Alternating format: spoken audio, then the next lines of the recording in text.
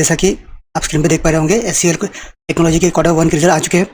तो रिजल्ट्स खराब आए या अच्छे आए ये जानने की कोशिश करते हैं। न्यूज़ में आपको पता चल गया होगा, फिर भी हम उसका एनालिसिस करने की कोशिश करते हैं हमारे लेवल पे कि आने वाले समय में हमें क्या पोजीशन इस कंपनी में एक्वायर करना चाहिए, क्योंकि कंपनी रिजल्ट्स के हिसाब से कंपनी के आने वाले समय में पोजीशन क्लियर होती है। जैसा कि आपने अभी टीसीएस के रिजल्ट देखे, टीसीएस के नंबर थोड़े खराब आए थे और एचसीएल टेक के भी खराब आए थे, तो थोड़ा सा आईटी सेक्टर के लिए ये थोड़ी बैड न्यूज़ होंगी।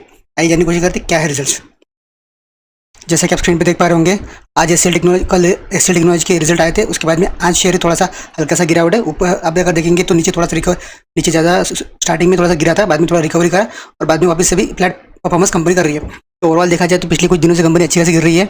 अगर आप ऑब्जर्व करेंगे तो एक महीने चार्ट पैटर्न में कंपनी 8% गिरी है, और अगर पिछले 6 महीने का चार्ट पैटर्न अगर देखेंगे तो 6 महीने में कंपनी 31% गिरी है। तो क्या कंपनी खराब हो गई? नहीं। कंपनी का मार्केट कैप आप देख लीजिए 2.49 लाख करोड़ का है। 2.5 लाख करोड़ की कंपनी का मार्केट कैप वाली कंपनी है, छोटी मोटी कंपनी नहीं है।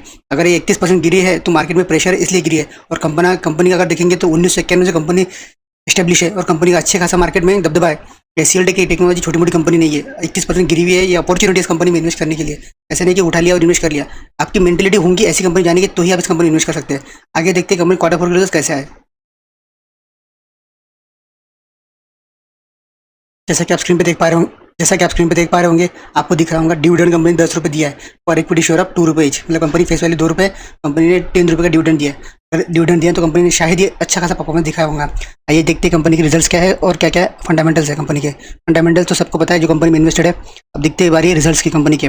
सबसे बड़ी अगर कंपनी की बात होती है तो revenue from operations, company total income कितना कमाया इस क्वार्टर में। अगर देखा जाए तो 23,873 करोड़ का कंपनी ने इस क्वार्टर में इनकम कमाया है। लास्ट क्वार्टर में 22,994 करोड़ का था।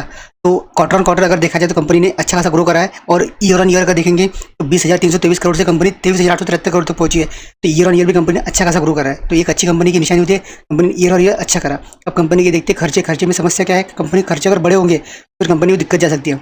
देखिए purchase of stock, changes in inventories, employ benefit, outstanding financial, depreciation, other expenses. Total expenses अगर मिला लिया कंपनी की तो इस क्वार्टर के 19,536 करोड़ की कंपनी खर्चे। कंपनी का इनकम कितना है 23,873, खर्चे कितने 19,536। मतलब इनकम से खर्चे कम है, तो कंपनी 100% प्रॉफिट कमा रही है। कंपनी कितना प्रॉफिट कमा रही है 4,337 करोड़। मतलब कंपनी ने प्रॉफिट 4,337 करोड़ कमा लिया। पिछले क्वार्टर में कंपनी कितना कमाया था 4,321 करोड़। तो क्वार्टर ऑन क्वार्टर कंपनी ने अच्छा खासा अपने प्रॉफिट को मेंटेन रखा है, ना बढ़ोतरी ना घटोतरी। मतलब आसपास ही कंपनी का प्रॉफिट है। भले ही रेवेन्यू फ्रॉम ऑपरेशन कंपनी का बड़ा है, पर ओवरऑल देखा जाए तो कंपनी का जो नेट प्रॉफिट है वो कहीं उसी लेवल पे आके रुक रहा है। तो ये कंपनी के लिए अच्छी न्यूज़ भी है और बुरी न्यूज़ भी। बुरी न्यूज़ क्यों है? क्योंकि कंपनी का अगर प्रॉफिट बढ़ रहा है तो उस प्रपोर्शनेट में इनकम बढ़ना चाहिए, नेट प्रॉफिट बढ़ना चाहिए। अगर नहीं बढ़ रहा है तो बुरी न्यूज़ क्यों है? क्योंकि प्रॉफिट अगर नहीं बढ़ रहा है मतलब खर्चे ज़्यादा बढ़ा रहे हैं। तो ये आने वाले समय में कंपनी के लिए समस्या साबित हो सकता है।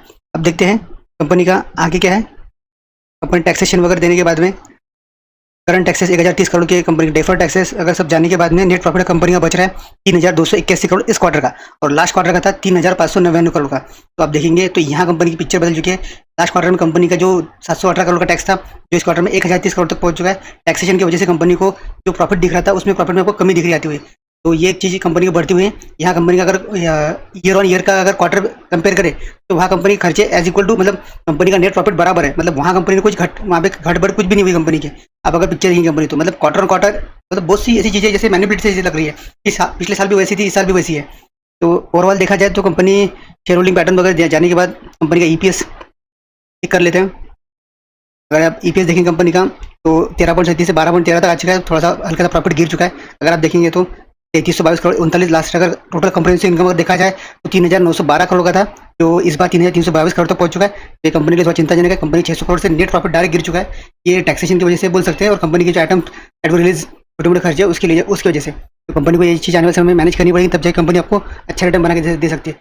तो अब तक अगर आप इस कंपनी का कंक्लूजन निकालने की कोशिश करेंगे तो कंक्लूजन ये है कि आने वाले समय में कंपनी को आप होल्ड कर सकते हैं। कोई बुरी बात नहीं है। हल्का सा कम ज़्यादा प्रॉफिट कम ज़्यादा होते रहता है। मार्केट प्रेशर, क्योंकि मार्केट में प्रेशर ही इतना है, और इंटरनेशनल मार्केट की जो अनसर्टेनिटी है वो आईटी सेक्टर के लिए थोड़ा सा एक तकलीफ दे रही है। तो उसी वजह से टीसीएस का भी आपने क्वार्टर रिजल्ट देखा होगा, थोड़ा सा हल्का सी गिरावट दिख रही है नेट प्रॉफिट में। क्योंकि कंपनी के ये अब अगर देखेंगे तो रेवेन्यू दोनों कंपनी के बड़े हैं, टीसीएस के भी बड़े थे, एचसीएल टेक के बड़े हैं। बस खर्चे जो है खर्चों में कंपनी को मार बैठ रही है। तो ये खर्चे आने वाले समय कंपनी कवर कर लेंगे, तो कोई बड़ी बात नहीं, कंपनी कर लेंगी, बड़ी बड़ी कंपनी है। तो thank you for watching, stay continue with us.